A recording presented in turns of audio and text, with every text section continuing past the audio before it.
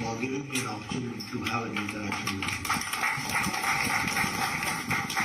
Friends, as just now Annamalaiji talked about that you are the pioneers in your own field and you are leaders of industry, you are representing in the manufacturing sector and the leaders in the society. It is indeed a matter of great opportunity for me to have an interaction with you. And when I come to Tamilnadu, I would like to share with you that it is a land of culture, it is a land of language, it is a land of art, it is a land of science. So I have got an opportunity to come to such a place, holy land, full of history, and your contribution in the national movement is immense. We all know that the people of Tamilnadu have contributed not only in culture and civilization but also in the independence movement. So I really feel privileged to come here. As Annamalai was talking, I would also like to share the same thing, that under Prime Minister Modi's leadership, India is growing at a very fast pace. And it will be one of the fastest growing economy which we see. When we talk about fastest growing economy, it doesn't take place in isolation. It doesn't take place in vacuum. It takes place because of the right policy interventions at the right time at the right place. So in the last 8 years, I can say with confidence that the initiatives taken by Prime Minister Modi in policy intervention, in implementation, in last mile delivery, in removing the bottlenecks has been immense. And that is why now our economy is at a fast speed and fastest growing economy. Taking care of economy at the same time, Prime Minister Modi has also taken care of upliftment of the socio-economic situation of the country. So our policies have also been pro-poor, pro-farmer, pro-women, pro-youth, and pro-industry also. So we have taken care in a holistic manner. The development has taken place in a holistic manner. Here we have talked about infrastructure, we have also talked about the empowerment of women. We have talked about bridges, roads, airports, connectivity. We have also taken care how the youth is to be made skilled and how he has to perform in the economic growth. We have talked about the connectivity and world-class infrastructure. Then also we have taken care of how the women is to be empowered and she is to make her contribution in the field of economy. In the last 8 years, you will be happy to note that 32,000 needless compliances have been removed. 32,000.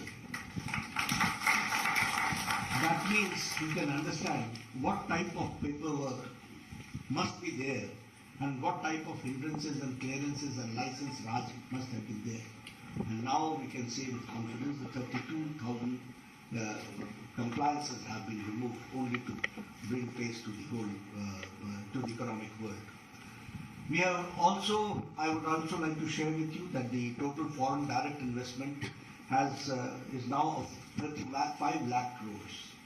So the foreign direct investment has also increased, and it has increased because of the conducive environment provided here. And Tamil Nadu is also not behind anybody.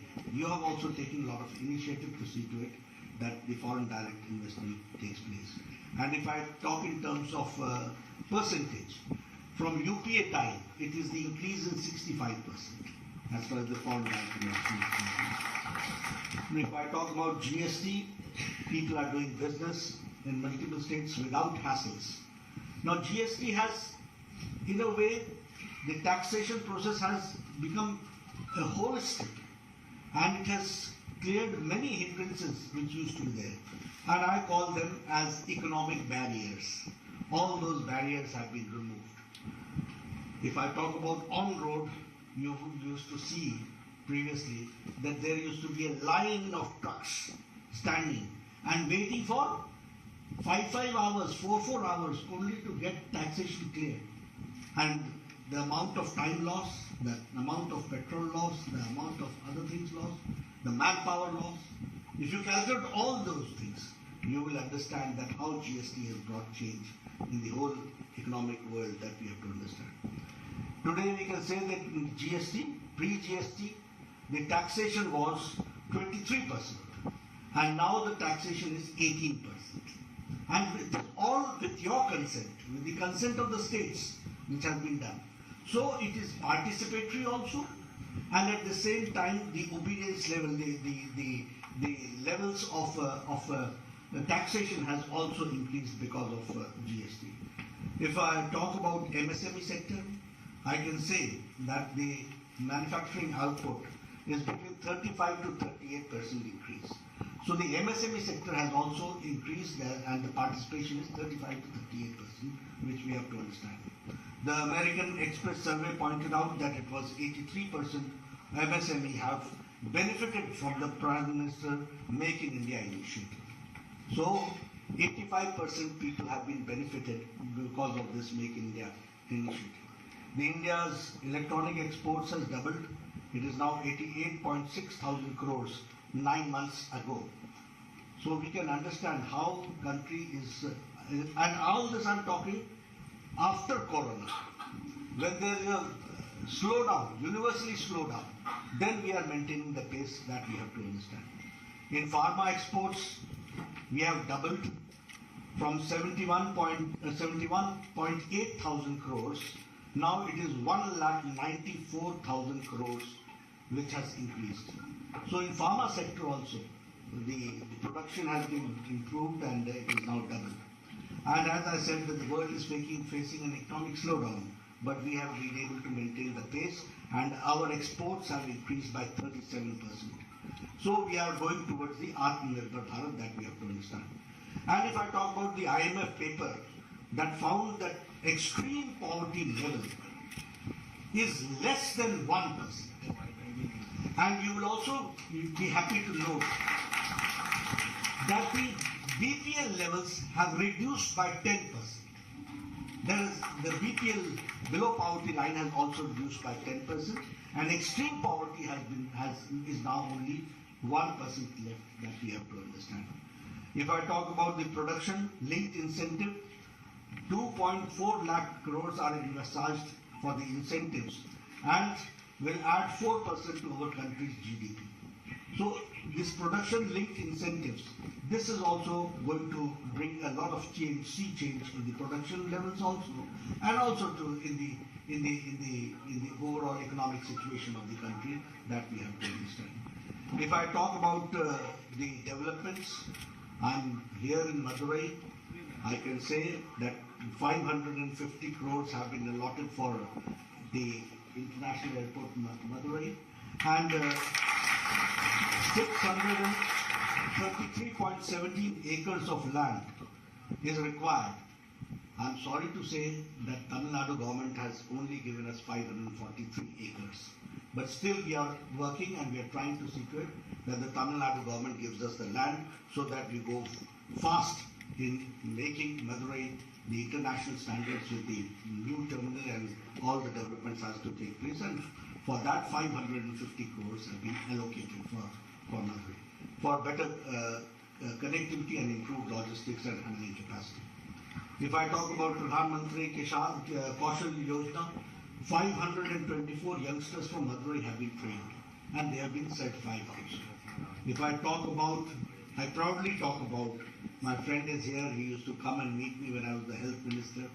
We used to talk something about the spices also, but the main aim would be the spicy thing that was the All India Institute of Medical Sciences. And that was one thing which we wanted. Pon Radhakrishnan ji always came to me, he said that we need All India Institute of Medical Sciences. And I am happy to share with you that 1,264 crores were allotted to make this ordinance of medical sciences, and there was a problem where to make it. We wanted to make it, construct it in Madurai. We were successful in it because of your help, and today 95% of the work of the All India Institute of Medical Sciences has completed. Very soon it will be dedicated by the Prime Minister to the people. But here I would also like to share with you that an additional amount of 134 crores have been added in All India Institute of Medical Sciences, and that has been added for the, I'm told that it has been added for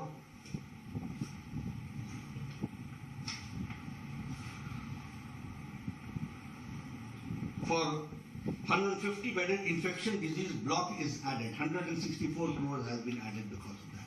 So, how Government of India, how Ministry of Health and Family Welfare is taking care of the AIMS, All India Medical Council, All India Institute of Medical Sciences, that we have to understand. Here I would like to share that 750 beds have been provided. I would like to share that you will have 250 beds with ICU beds you will be having, and along with that the medical seats have also been increased from 100 seats to 150 seats. So, and if I talk about the 8 textile parks scheme for integrated textile park, the proposed project costs 732 crores, 8.89 crores. And the Madurai Integrated Textile Park was built by 78,058 crores, 78.58 crores. The Madurai Smart City, which is being developed, 392 crores have been allotted to Madurai. And the textile industry in Tamilnadu, including Madurai, the Government of India has spent 575.8 crores in last 5 years. So when I talk about textiles, it is, as I said in my speech, that the interventions, policy interventions, financial interventions, all has helped in Tamil Nadu for textile industries and other industries. If I talk about the beetle leaf from Madurai, that has got the GI tag now. And if I talk about, there is a lot of scope for handlooms, granite products, ready-made garments, and Madurai Mali, identified by Madurai for export potential. So you have got a lot of potential here. I can assure you only on behalf of Government of India that our Prime Minister will never lag behind. He will be always ready to help for the financial, for the economic development. And people of Madurai are very the entrepreneurship is too high among the people in Tamil Nadu. You should keep pace with it, and so that we have a better economic scenario for Tamil Nadu, and for your contribution in the Indian economy is always welcome. When I talk about these industrial things, I would also like to share with you how we have gone for empowerment of women. When we talk about empowerment of women, these Swachhta Abhiyan, and especially in Swachhta Abhiyan, the construction of toilets is a very important ingredient if you talk about women empowerment. 11.88 crore women used to go for the daily needs in the fields. 11.8 crores. By constructing these Izzat Ghar, which you call it Izzat Ghar. Izzat Ghar means dignity house. So it has given dignity to 11.8 women. And you can understand that how it has increased the ease of living for a woman. And when I talk about women, I add one child also. So you can understand how India is changing. If I talk about the Ujjwala, now giving a gas cylinder and giving providing the facility, it is not only the cylinder which we are giving, it is the empowerment of women which is being done, and that is also to the tune of 9 crores. If I talk about the other developments, the self-help groups, how Government of India is giving loans to the self-help groups so that they sustain and they become self-sustainable. So there are many. If I talk about Saubhagya Yojana, crores of families have been given household electricity connections. That means before that they did not have connections.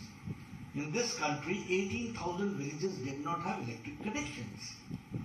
You can understand. And now it is 100% covered electricity is being given. So it is the empowerment of the children, empowerment of the women, empowerment of the youth which is happening everywhere. If I talk about today, I will not be talking about the road infrastructure, but you yourself understand. There was a time when it was only 3 to 4 kilometers national highway were being constructed in a day. Now it is more than, it is reaching 30 kilometers per day. That is the development taking place.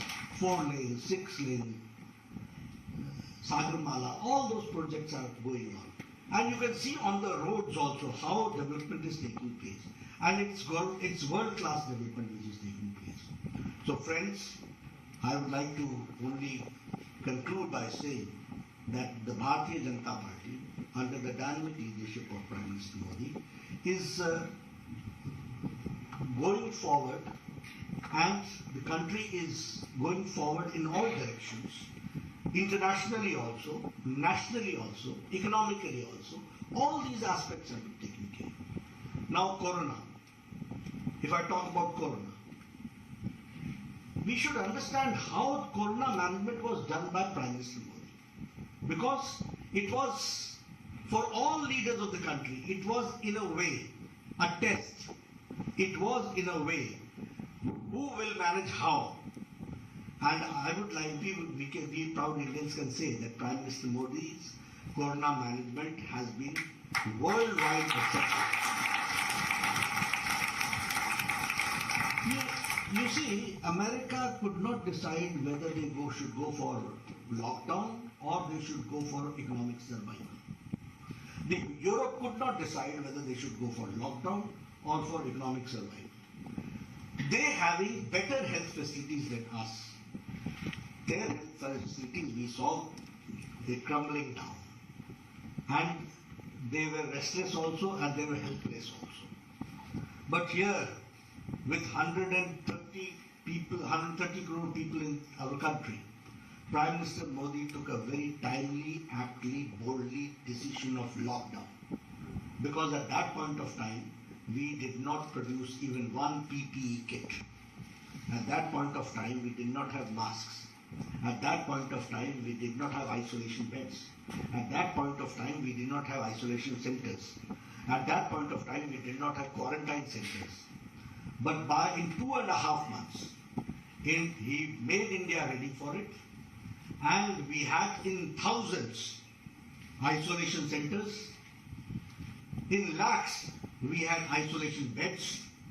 We had all facilities, quarantine center, isolation center, and we were in 2.5 months' time, people, entrepreneurs like you, saw to it that India started exporting PPE kit.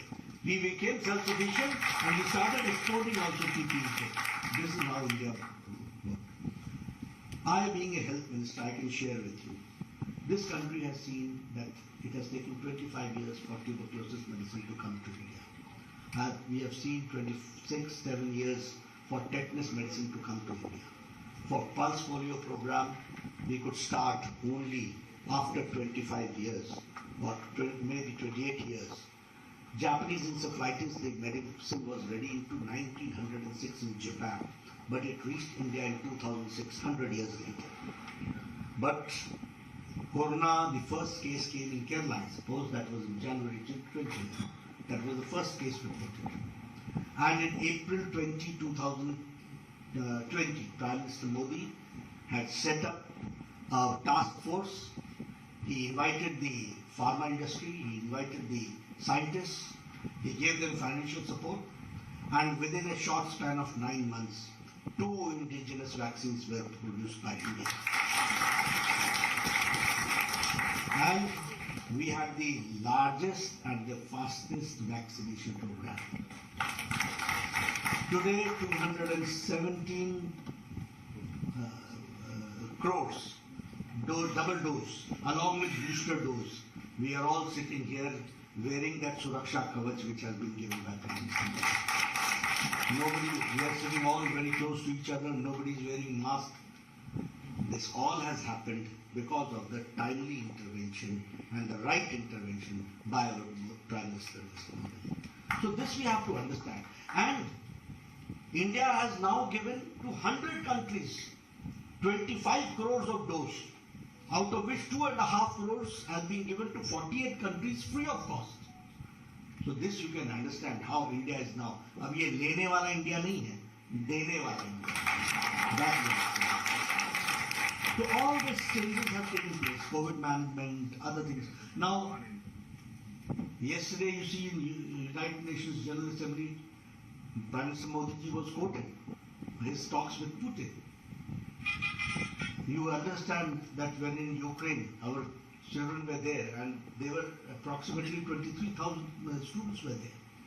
It was our Prime Minister Modi who talked to Putin, who talked to Zelensky and made the war stop, got a safe passage, and all 23,000 students were brought back safe. The Ministry of External was pushed into service. All embassies were involved in it. The Aviation Ministry was involved. 114 sorties were done. Defense Ministry also did it. The Aviation Ministry also did it. And within 2 weeks, all 23,000 students were brought back safe home. And not only Indian students came. Other students of other countries with the Indian flag, they also got the safe passage. So all this, you understand how India is now internationally being regarded, understood, and how Prime Minister Modi has carved India's place in the international arena. That we have to understand. So friends, only I would like to request to you that your support is needed, your good support is needed, and we can assure you that under his dynamic leadership, we will do the best and we will see to it that India grows faster and faster and becomes one of the world's most powerful economy, a 5 trillion economy that we have to work. And your support is always needed. Thank you very much for giving me a very good president.